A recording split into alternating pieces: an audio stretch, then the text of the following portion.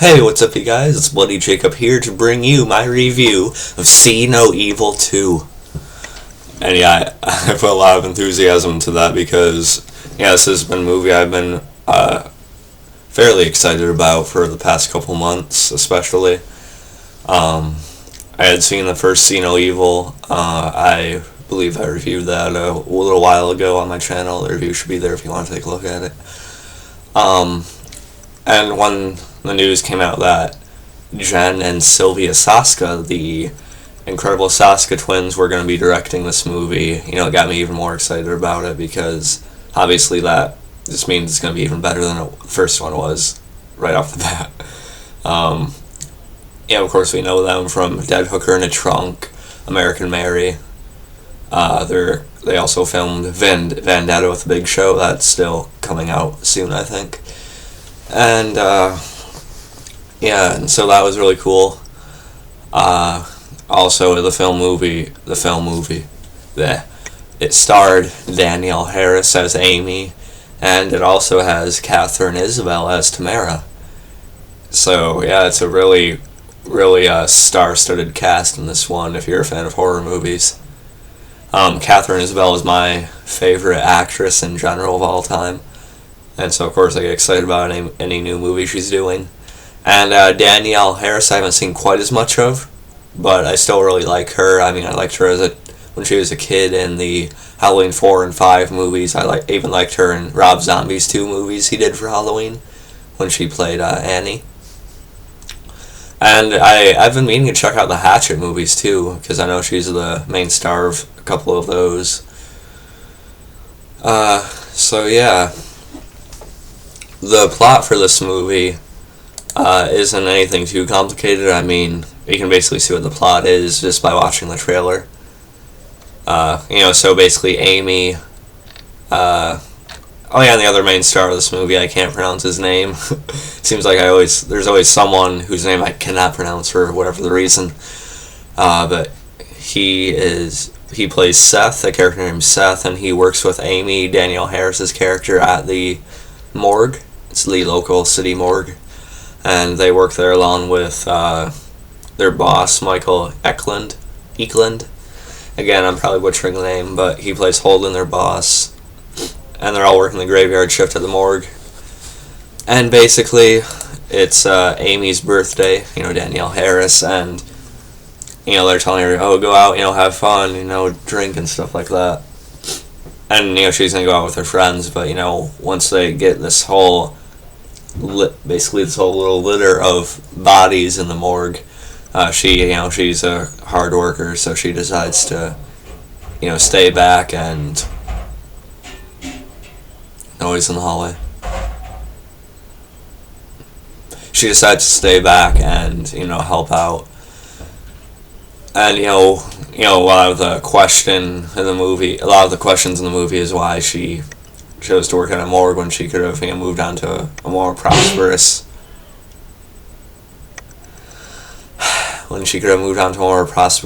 career path. But she basically explains that we all end up here anyway, so I guess that's an explanation, but still kind of cool, sort of. But anyway, and it all kind of starts when they get this little litter of bodies, which are meant to be the bodies from all the characters Jacob Goodnight killed in the first movie, including Jacob Goodnight's body. After he got impaled in the eye and fell down those few floors and hit the ground and stuff like that. So they're also getting his body in, and so she stays back to help him look at that. And she calls her friend Tamara, who's played by Katharine Isabelle, and to let her know she's not going to be going out tonight. But they show up anyway in a pretty fun fashion. There's this room and they're all under these coverings, so they all pop out at her. It's kind of funny. And so they basically start partying at the morgue, and Tamara, Katharine Isabelle has her boyfriend, and she's apparently semi-obsessed with the Jacob Goodnight case. She was reading up on it online at least, and so she goes looking for his body around the morgue while they're there with her boyfriend. I forget what her boyfriend's name was. Could have been Will. Could have been. Was it Will?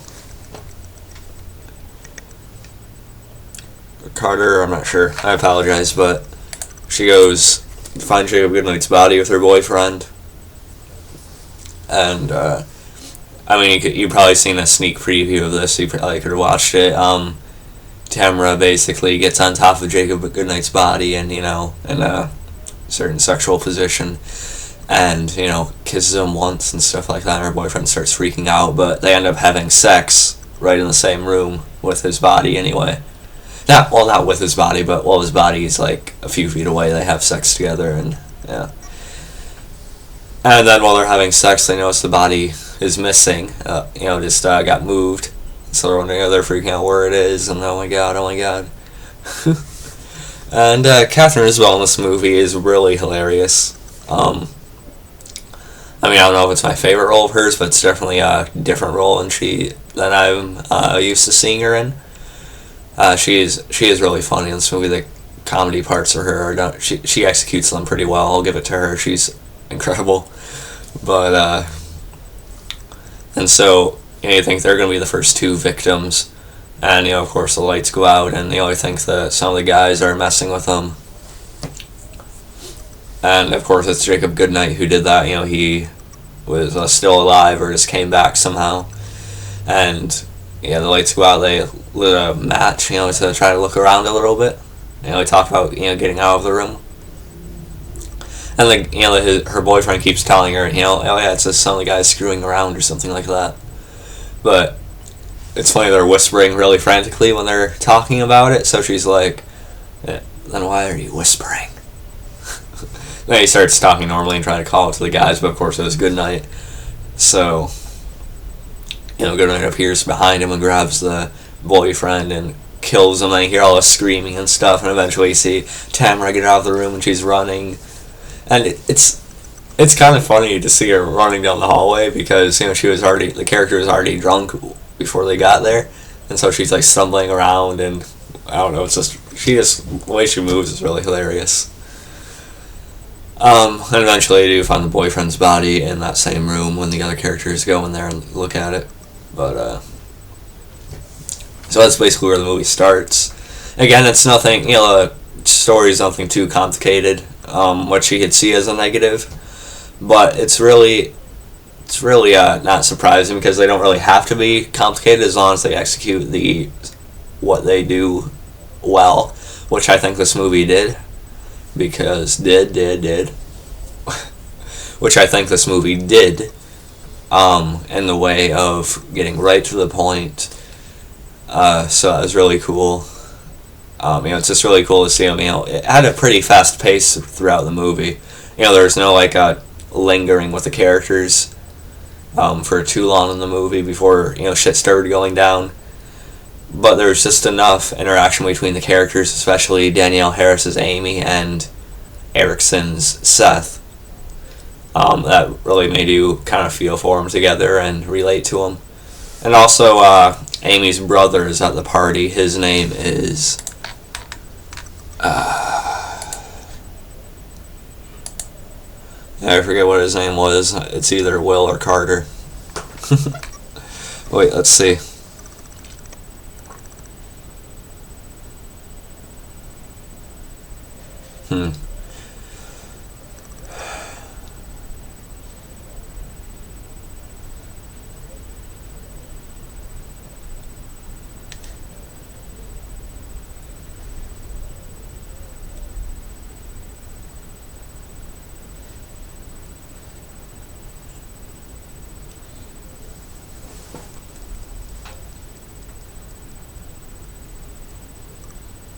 Yeah, sorry guys, I was just trying to find out the right name for the brother in this movie.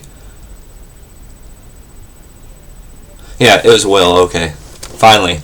Grayston Holt played Will, Amy's brother in this movie, Danielle Harris's brother, and there's this whole dynamic going on between him and her. He's being overprotective, and he notices that Amy likes Seth, and Seth is kind of cautiously flirting with her back, and even though he's kind of withholding about it.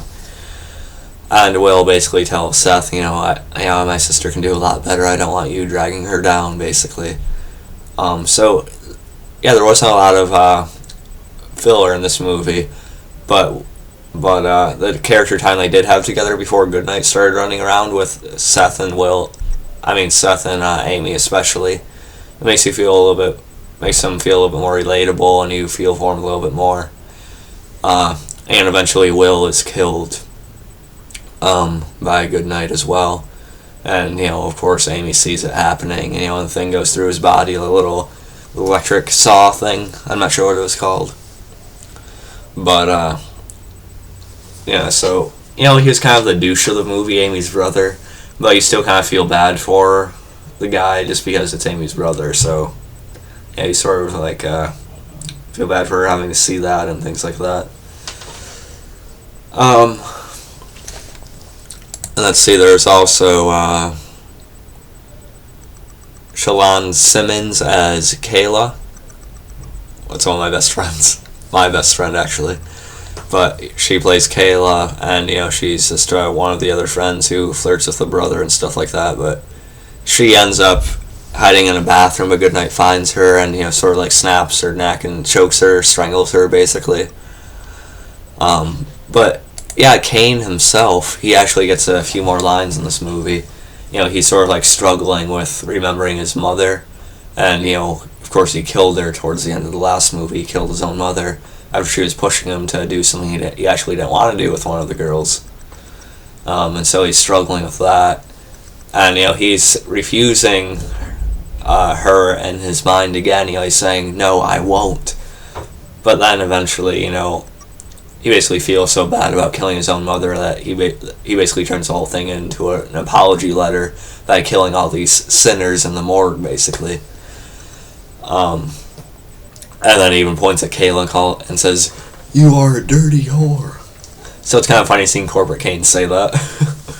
But he did pretty well. It's just kind of funny if you see him as Kane every week, seeing him talk like that. And yeah, but he did a fairly good job in this one. He plays a very good psychopath, that's for sure. So yeah, Glenn Jacobs' Kane does really well, and I'm glad he had so much fun working on this movie. And it basically comes down to Amy, Seth, and Tamara. And, Tamara's running around with Seth, and they're trying to hide, and they hide in this room that's these two rooms are visible to each other. Except there's a mirror dividing them, or not a mirror, but a glass window. And so Seth and Tamara hide in one room. Seth hides under this little, I forget what's called, this little wheel thing, and Tamara hides behind a shelf unit. And Seth tells her to hide behind there, and I'm like, no, she's clearly a lot more visible than you are, guy. But yeah, so Goodnight comes in the room, and Amy sees him on the other side, and she hides. But this is before the brother is killed, by the way. But Danielle Harris, Amy eventually realizes the others are behind there, and she wants to try and distract Goodnight so Seth and Tamara can get away. And Seth tells Tamara to run, and just as Tamara's running, Goodnight turns around and just slashes her throat with a blade he found. So we see Katharine Isabelle die by getting her throat cut.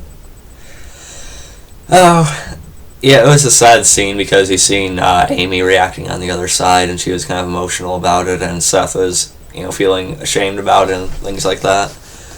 And you basically see her neck come off her shoulders a little bit, not too much though, but she dies by getting her throat cut, so that was really sad to see. I always hate seeing Katharine Isabelle die. Even in Freddy vs. Jason and stuff like that. But, in Ginger Snaps 2, in Ginger Snaps, the original, Katharine Isabelle is my favorite actress, but I kind of expected her to die in this one. And so, give me a second.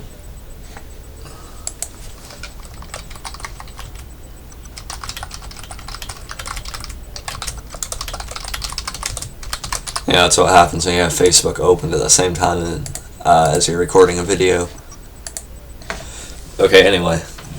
So basically it comes down to Amy and Seth left, and Seth, gets a little bit cut on the shoulder by Goodnight, cutting into him a little bit. And there's actually a really good scene. Amy starts breaking down as they're running from Goodnight. She's just having an emotional breakdown about her brother and her friends and things like that. And, there's actually a decent, solid acting scene of Seth trying to reassure her and, give her strength back. And they go into this room and they lock the door, and Amy, cauterizes Seth's wound. And, they kind of share their feelings with each other that you've kind of seen hinted at throughout the movie. And she asks him, so you're going to ask me out with $5 after he said it's the last $5 in his wallet? And they're looking for, like, the thing to cauterize it. But, and so they have a little make-out scene, and, yeah, I was actually pretty happy about that. I actually smiled a little bit when they were, confessing their feelings for each other. It was pretty sweet. But, so that was really cool. And, Amy tries to get out through the window, but, Goodnight is prowling around the outside of the building as well. And, as they're trying to find another way out, here comes the most shocking death in the movie, maybe. I'd say so, yeah. Again, Facebook's open, so I'm looking at it. But, the most shocking death is when they're trying to find another way out besides the window. And that's another thing with this movie. I had heard that, the deaths would be a little bit harder to predict in this one. And for the most part, they really weren't. I mean, because we expected Kayla to die. I actually picked out Amy's brother dying, while trying to fight Goodnight, which is how he died. Basically, he tried to struggle with him, and Goodnight took him away. And, you kind of seen Tamara dying too, the funny, immature best friend that was drunk the whole time and stuff, so you kind of seen that coming. But this death right here, not everyone probably seen coming, is when they're trying to find another way to escape. Amy's trying to open a door, and Goodnight stabs her right through the door. And it's really like a slow, emotional, sad, lingering scene. Goodnight stabs her through the door, and Seth doesn't see it happen at first because it was like really quick, and it stays in her for a second. It's not like a big sloppy slash and hack thing. And then once she pulls herself off of it, Seth notices it, and then it's really emotional. He starts crying and getting all emotional about it before she finally dies, and goes lifeless. And so that really upsets Seth, and the guy who played Seth did a really good job acting wise in this movie too. And you feel really bad for him. You feel bad that Amy was just killed like that after her build up throughout the movie. And so Seth tries to keep running from Goodnight, but he tries to fight him here and there, but it doesn't really work. Goodnight just keeps throwing him around and basically torturing him, not killing him fast. He's just doing all these things to him, throwing him around the rooms and slamming him into different things. Kane even gets to do a military press and throw Seth into a shelving unit, so that's pretty cool. And what ends up happening is, let's see, I think Seth injects him with some kind of poison or something like that, and it fills him up, and it causes Goodnight to supposedly finally die.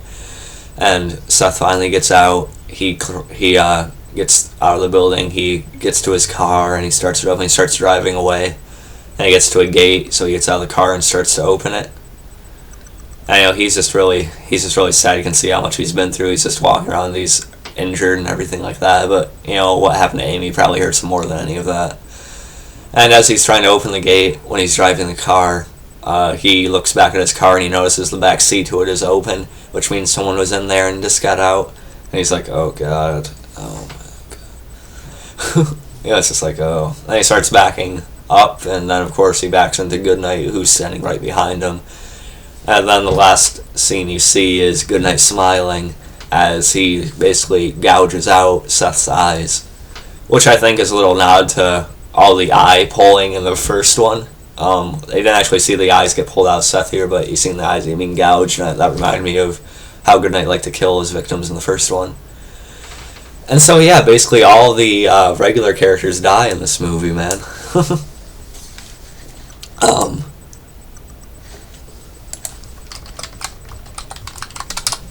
Kinda gotta hurry this video up a little bit. My girlfriend is coming.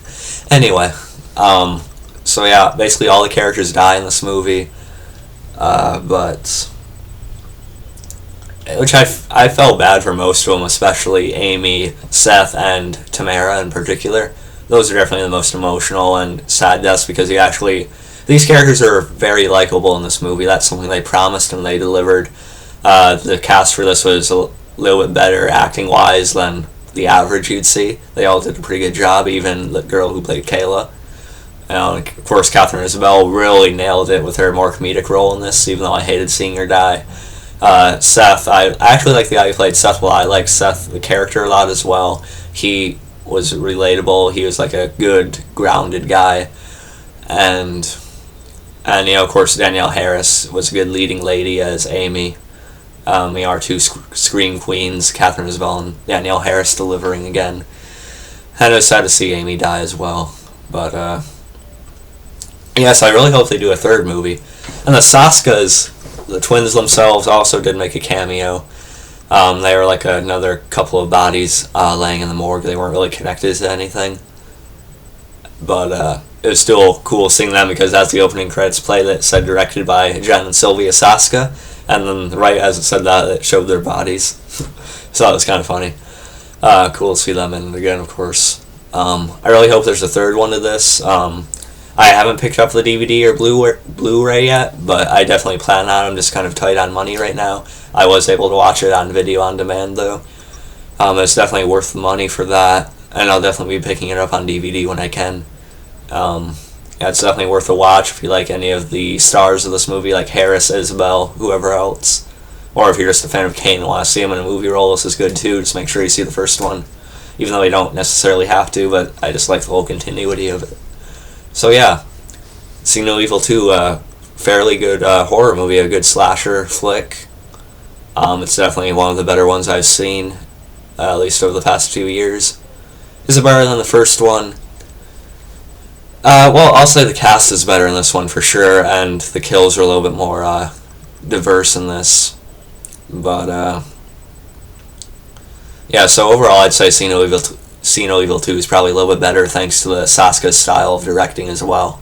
So yeah, definitely check this one out.